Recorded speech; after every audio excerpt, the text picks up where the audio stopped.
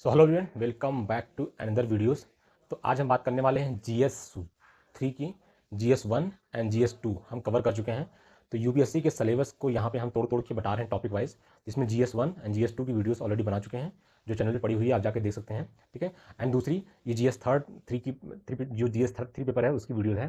तो GS 3 में जो टॉपिक आते हैं ना, उस टॉपिक में जो सब्जेक्ट है उसको कैसे कवर करना है उसकी हम बात करेंगे। तो GS 3 में आपका आता है इकोनॉमिक्स, सबसे बड़ा पोर्शन कवर करता है। फिर आता है आपका एग्रीकल्चर, जो उसमें इकोनॉमिक्स में इंक्लूडेड है। Disaster management, internal security, environment and science and tech. ठीक है। तो इनको हम तोड़ तोड़ के बात करते हैं ना। देखो, अगर इकोनॉमिक्स जो है ना, इकोनॉमिक्स बहुत मेजर पार्ट है इसमें, प्री में एंड मेंस में सब में कवर करता है, एंड काफ़ी डायनेमिक भी है। ठीक है। तो अगर हमको इसको कवर करना है तो हमें दो तीन बातें को ध्यान देना होगा कि कैसे कवर करना होगा। 9th 10th की जो एनसीईआरटी है, उसे इकोनॉमिक्स की उसे जरूर कवर कर लेना, क्योंकि वहां से आपका एक ब्रॉड माइंड जो है वो निकलेगा कि चीज़ें कैसे हैं, एक सोचने का आपका बदलेगा। ठीक है। कि कोई आदमी अपने लाइवलीहुड के लिए क्या करता है, उसको लाइवलीहुड की ज़रूरत क्यों है, क्यों होना चाहिए। ठीक है। तो ये सब बातों पे आपको ध्यान देना पड़ेगा। काफ़ी अच्छा टॉपिक कवर करेगा। तो क्लास 9th की जो मैं रेफर करूंगा ना, वो एनसीईआरटी से, ये इकोनॉमिक्स की क्लास 9th की काफ़ी अच्छी है। और यार, ये बच्चों जैसी एनसीईआरटी है ना, एक बार आप पढ़ोगे दोबारा पढ़ने की इसको जरूरत ही नहीं पड़ेगी। डरो मत, बहुत ज़्यादा कवर करना है। ये फालतू में हुआ है कि एनसीईआरटी बहुत पढ़ना है क्लास 6 से लेकर 12th की, लेकिन एक बात देखो तो सही कि एक बार पढ़ने के बाद उसे दोबारा पढ़ने की जरूरत नहीं पड़ेगी। ठीक है। अगर जरूरत पड़ेगी तो वही 11th एंड 12th की एनसीईआरटी, उसके बाद 6 10th की एनसीईआरटी दोबारा जरूरत नहीं पड़ेगी, क्योंकि आपका माइंड एक बड़ा हो चुका है। बच्चों वाला माइंड नहीं है कि जो आपको बार बार वही चीज़ पढ़नी है, माइंड बड़ा है। और इसके बाद टॉपिक की बात करें ना, तो एक बहुत अच्छी स्टोरी दी है, स्टोरी ऑफ विलेज पालमपुर। बहुत ही बेहतरीन समझाया हुआ है पूरे अच्छे से इकोनॉमिक्स को। People and resources, poverty and challenges, बहुत अच्छे से समझाया हुआ है। फूड सिक्योरिटी ऑफ इंडिया, इसमें आपको पूरा पता चलेगा कि पब्लिक डिस्ट्रीब्यूशन सिस्टम क्यों है, एफसीआई का क्या काम होता है। एक बहुत ही मतलब ईजी लैंग्वेज में और काफ़ी खींच तान के बड़ा करके समझाया हुआ है। बहुत मज़ेदार बुक है ये, आप इसको कवर कर लो। मुश्किल से यार हार्डली 1 days लगेंगे, बहुत ज़्यादा पहली बार पढ़ रहे हो तो। एंड दूसरा, इसके बाद क्लास 10th की कवर कर लेना। एंड क्लास 11th की जो एनसीईआरटी ये वाली है, ये भी पढ़ो, इंट्रोडक्शन ऑफ माइक्रो इकोनॉमिक्स। ठीक है। इसको इसको कवर करोगे काफ़ी अच्छा इसमें, क्योंकि ना इसमें दो तीन टॉपिक जो हैं बहुत बेहतरीन है। जैसे कि अगर मैं बात करूँ, इसमें आता है कि मनी एंड बैंकिंग, आप ये पढ़ोगे तो आपको चीज़ें समझ में आएंगी। ठीक है। इसके बाद ओपन इकोनॉमी, ओपन इकोनॉमिक। ठीक है।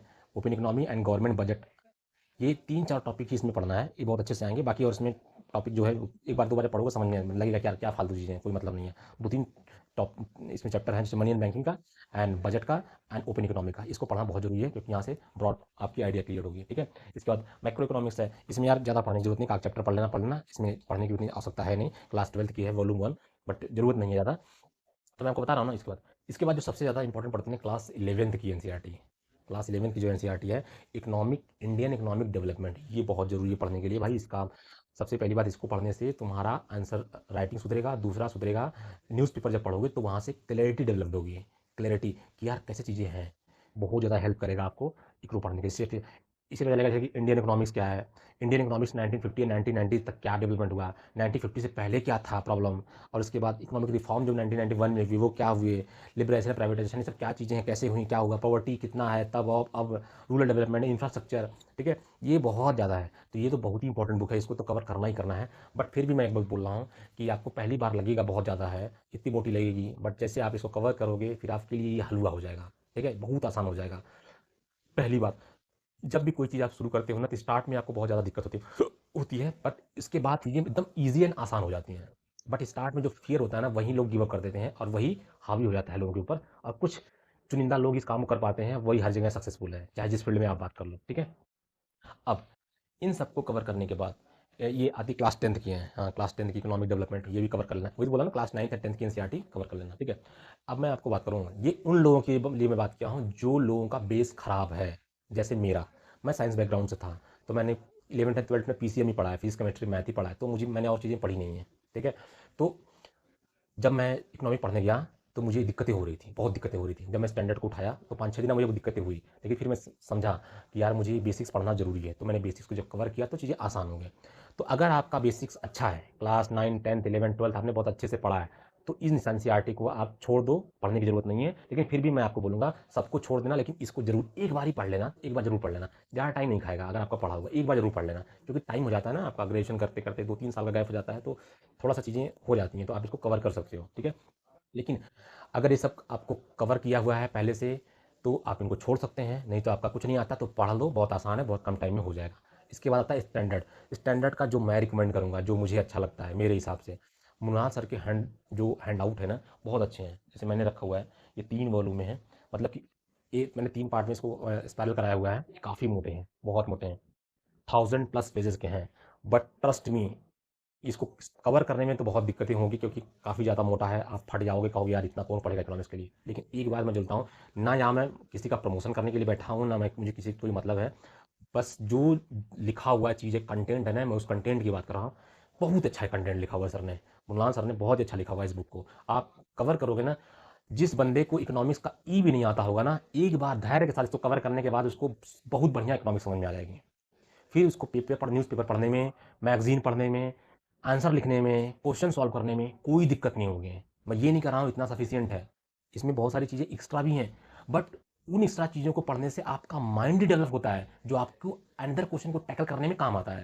क्योंकि जब आप लिमिटेड माइंड को रखते हो ना नॉलेज में, तो जो अलग से क्वेश्चन आते हैं जिनका कहीं आंसर नहीं होता है, जिसको आपको अपने थॉट से, अपने रीजनिंग को इस्तेमाल करके कौन सा क्वेश्चन का आंसर देना होता है ना, उन क्वेश्चन का आंसर देने के लिए ऐसे बुक्स काम आती हैं जो आप ब्रॉड में पढ़ते हो। तो बहुत लोग कहते हैं कि मत पढ़ो, बट पर्सनली मैंने पढ़ा भाई। मैं सेल्फ स्टडी प्रिपरेशन किया था, सेल्फ स्टडी करता हूँ, तो मुझे अच्छा है। अब जो बंदा जो इस कोचिंग को, कोई कोचिंग में कोई इनरोल है तो वहाँ पे फॉलो कर सकता है, मैं उसके ऊपर कोई टिप्पणी नहीं कर सकता। बट जो सेल्फ स्टडी कर रहे हैं मैं उनकी बात कर रहा हूँ। मुला सर की जरूर पढ़ लेना यार, टाइम लगेगा लेकिन इकोनॉमिक्स का पूरा क्लियर कर देगा, और इसको क्लियर करने से ना आपको बाकी सारे सब्जेक्ट में भी बहुत ज़्यादा हेल्प मिलेगी। ठीक है, अलग अलग वैरायटी क्वेश्चन टैकल करने में आपको बहुत ज़्यादा अच्छा मिलेगा। ये तो हुई बात इकोनॉमिक्स की। अब हम बात करते हैं एग्रीकल्चर।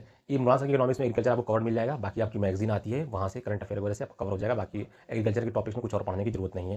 दूसरा आता है डिजास्टर मैनेजमेंट। मैं सीधे सीधे बोलता हूँ, डिजास्टर मैनेजमेंट की एनडीएमए की जो गाइडलाइन है, नेशनल डिजास्टर मैनेजमेंट की जो गाइडलाइन है, वो गाइडलाइन को आप गूगल से डाउनलोड कर लो। इसके बाद किसी भी coaching institute, any coaching institute के मटेरियल को जो करंट अफेयर में आते हैं उनको फॉलो करो। स्टैटिक पढ़ने की जरूरत नहीं है, फालतू को स्टैटिक मत पढ़ो, क्योंकि जब आप करंट पढ़ोगे ना, उस करंट में स्टैटिक को बीच बीच में डाला होता है। ठीक है, कि कहाँ पे एनडीएमए गाइडलाइन जरूरत होती है, वो उसमें देखोगे तो घुसड़ा रहेगा। ठीक है, मैंने स्टैटिक थोड़ा सा पढ़ा, फिर बाद में जब मैंने करंट पढ़ा तो मैंने सोचा यार यार क्या जरूरत है पढ़ने का, क्योंकि उसमें ऑलरेडी इंक्लूडेड रहता है, तो उसको करने की जरूरत नहीं है। सिर्फ मैगजीन को फॉलो करो, चाहे जो इंस्टीट्यूट हो उसकी monthly magazine, yearly magazine, quarterly magazine, and what ever the magazine देते हैं उसको फॉलो करो, वहाँ से आपका काम हो जाएगा। ठीक है, इसके बाद इंटरनल सिक्योरिटी के लिए जो मैंने पढ़ा आपको बता देता हूँ।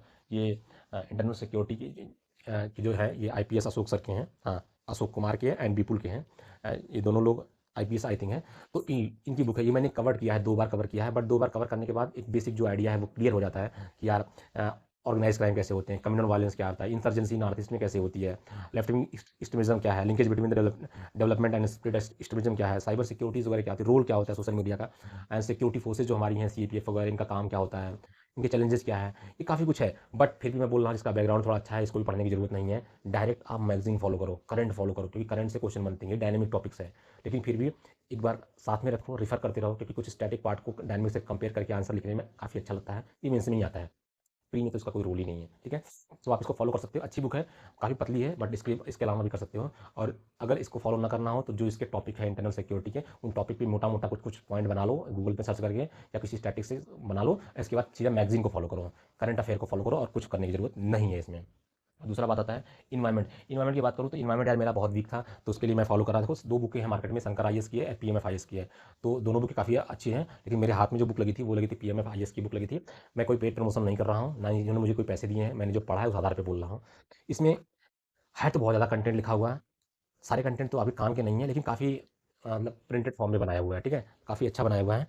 तो इसको कलर्ड बनाया हुआ है, तो आपको समझने में काफ़ी आसानी होगी। बट फिर भी मैं कहता हूँ कि सिलेक्टेड स्टडी करना है, ज़्यादा स्टडी करने की जरूरत नहीं है, क्योंकि आप इसको पढ़ोगे इसके बाद करंट पढ़ोगे फट जाओगे। कितना पढ़ोगे, एक इन्वायरमेंट ही थोड़ी है, बाकी सब्जेक्ट तो कवर करने हैं। तो आप इसको लेकर के सिलेक्टेड स्टडी कर सकते हो। शंकर आईएएस, पीएमएफ आईएएस में जो आपको अच्छा लगे कर सकते हो। मेरे हाथ में ये लगी थी तो मुझे अच्छी लगी, इसको मैं फॉलो कर रहा हूँ।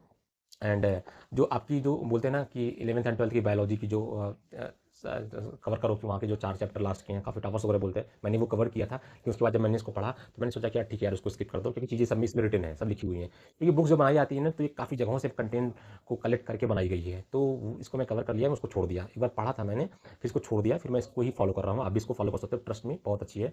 एंड जो भी आपको अच्छी लगी पढ़ सकते हो, कोई पेड प्रमोशन नहीं है, सीधे सीधे मैं बोल रहा हूँ। ठीक है, आप इसको फॉलो कर सकते हो, ये है आपकी इन्वायरमेंट के लिए। एंड साइंस एंड टेक के लिए मैं सीधे से बोल रहा हूँ, साइंस एंड टेक के लिए बहुत सारा मटेरियल आपको मिलेगा, लेकिन साइंस एंड टेक में जब आप प्रीवियस क्वेश्चन जाकर देखोगे देखोगे तब आपको समझ में आएगा कि जो स्टेट पीसीएस एग्जामिनेशन होता है उसमें आपको लूसेंट वगैरह की जरूरत पड़ती है, स्टैटिक पार्ट की जरूरत पड़ती है। लेकिन जब आप देखोगे आपका यूपीएससी एग्जामिनेशन है, इसमें कहीं उसकी जरूरत नहीं पड़ेगी। आपको सीधा मोटे मोटे करंट से क्वेश्चन पूछे जा रहे हैं। समय चला गया, अब के क्वेश्चन देखो, अब last 10 year, last 5 year, 6 year के क्वेश्चन देखोगे तब आपको समझ में आएगा कि इतनी जरूरत नहीं है उनसे पढ़ने की, क्योंकि पैटर्न बहुत तेजी से बदल रहा है। ठीक है, तो मैंने कुछ टॉपिक्स थे उस पर नोट्स बना लिए। जैसे स्पेस टेक्नोलॉजी पे मैंने नोट्स बना लिए अपने गूगल से सर्च करके, एंड बायोटेक्नोलॉजी पे नोट्स बना लिए। एंड इसके बाद कुछ मिसलेनियस टॉपिक वगैरह थे उस पर नोट्स बना लिए। जो प्रोजेक्ट थे हमारा पूरे 70 क्या होता है, क्रूज मिसाइल, बैलिस्टिक मिसाइल वगैरह क्या होते हैं, इस पर मैंने नोट्स बना लिए। और जैसे कि आपका फोर्थ इंडस्ट्रियल रिवॉल्यूशन क्या हुआ था, इंटेलेक्चुअल प्रॉपर्टी राइट क्या है, इस सब पे मैंने नोट्स बना लिए।